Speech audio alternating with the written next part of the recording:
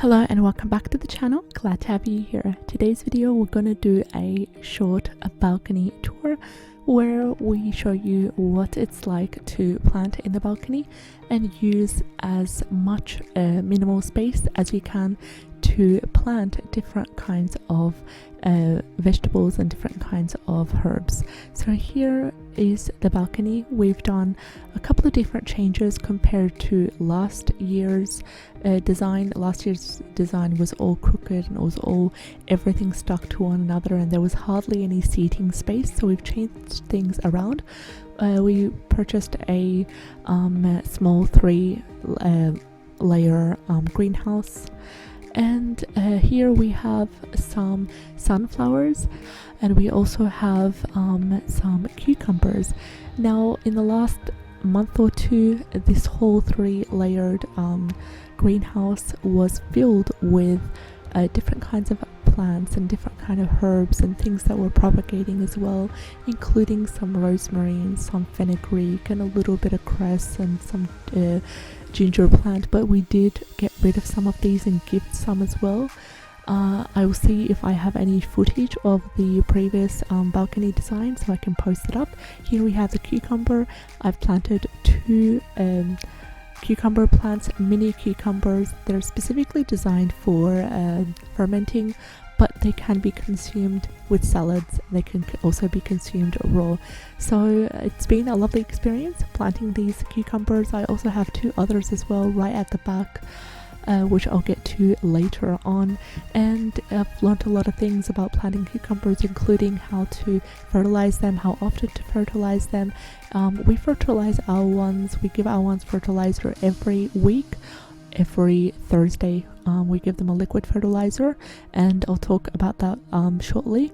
And they're blooming quite well. So we've had a couple of flowers fall off, but that's completely natural, and the aim here is just to get them to produce. So we also make sure to keep the soil as damp as possible, and in these hot summer days it's usually a daily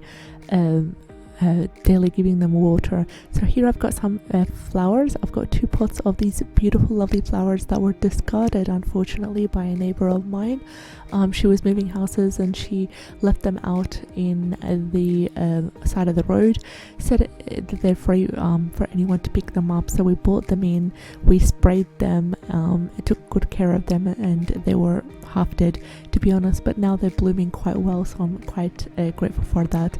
Apart from that, we do have some lemon balm as well as chives. We've just harvested our last harvest of these, but they produced so much during the spring and summer, around 3 to 4 harvest of the lemon balm and the chives, as well as the mini lettuce as well. We also have some dill that we also harvested, and it has finished. Now here we have some mint.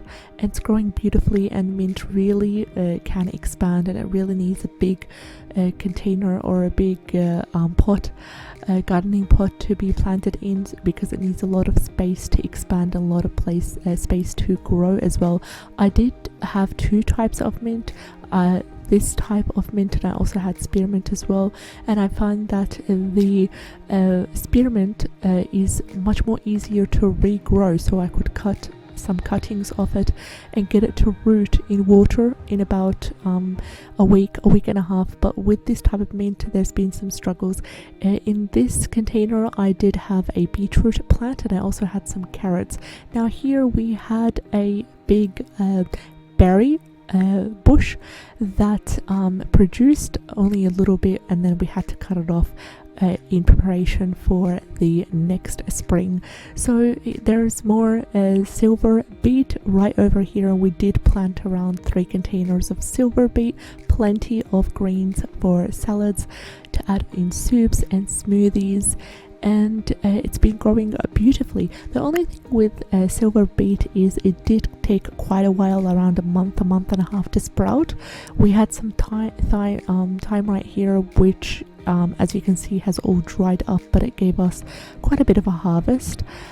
There's more sunflower around 3 sunflowers. We also have some flowers over here that bloomed and they dried up because it got to the point where it was a full week of hot temperature and they just couldn't stand it, although we sprayed them and we watered them. But they lasted quite a while with us, around 2 months with us, and there's also some little life left in some of the flowers, so I'm just keeping my eye on them and just keeping them in the shade as much as possible.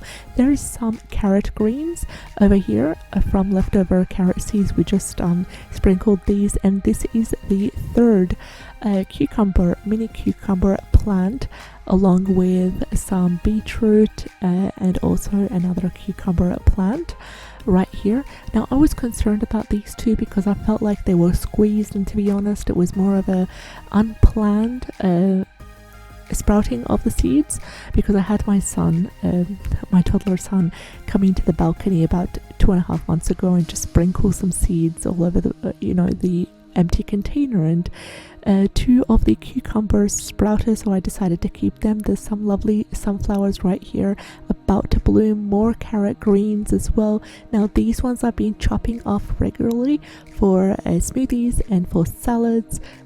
We also enjoy them raw. The taste is more towards the kind of parsley, but more gentle, more light, more silver beet right over here, and we use a lot of silver beet. Now I do understand that it can be high in oxalates.